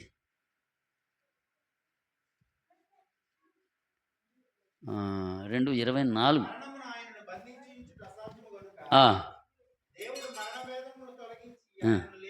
హల్లెలూయా. మరణం ఎవరిని బంధించలేదు, దేవుని కుమారుడైన యేసుక్రీస్తుని బంధించే అధికారం దానికి లేదు.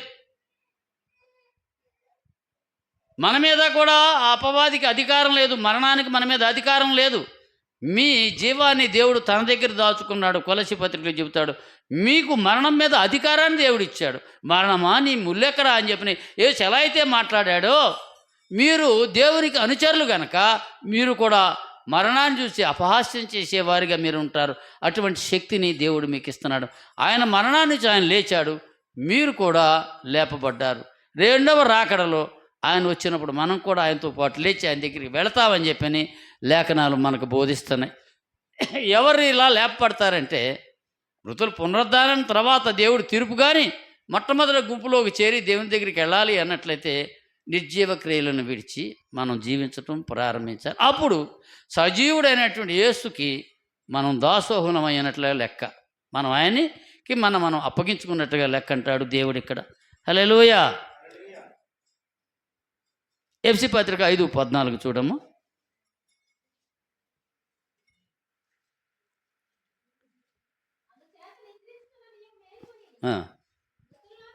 ఇప్పుడైనా ఒక క్రైస్తవుడా నిద్రపోతూ ఉన్నావా?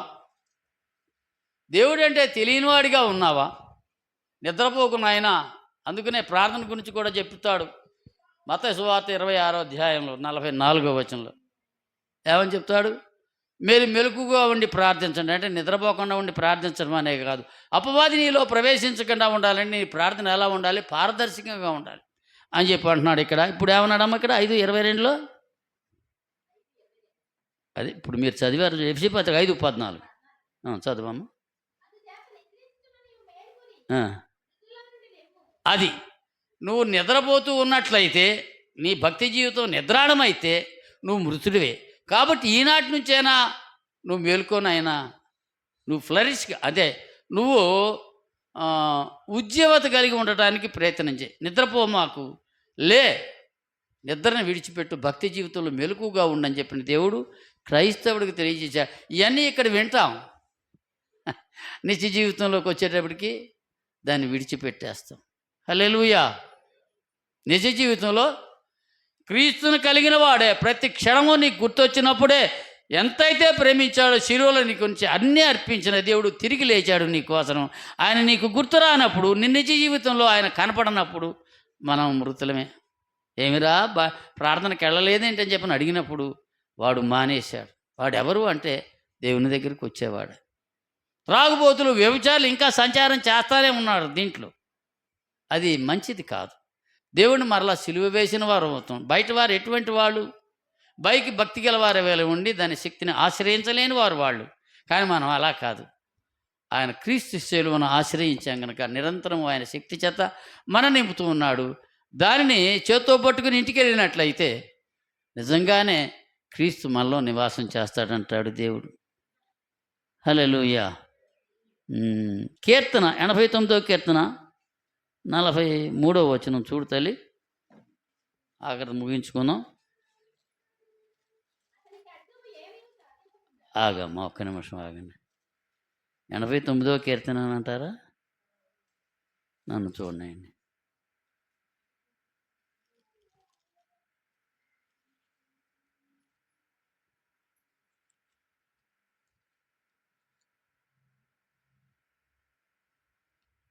ఎక్కడ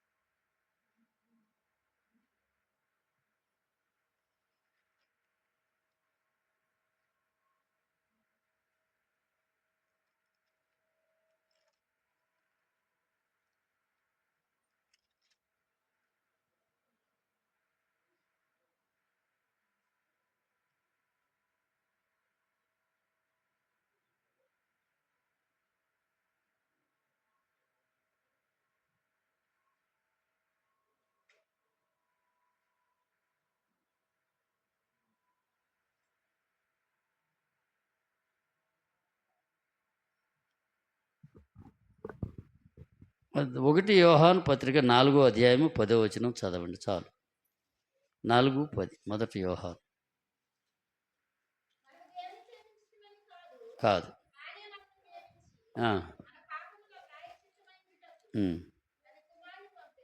చాలు.